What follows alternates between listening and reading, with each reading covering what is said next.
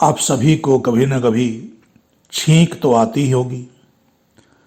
बहुत लंबे समय से भारतीय समाज में ये मान्यता चली आ रही है कि छींक का आना अशुभ होता है, परंतु इस बात का कोई वैज्ञानिक आधार नहीं है। श्वास नली में अवरोध आने पर छींक आती है, जिससे श्वास नली में आई हुई रुकावट दूर हो जाती है। कई बार एलर्जी के कारण भी छींक आ सकती है।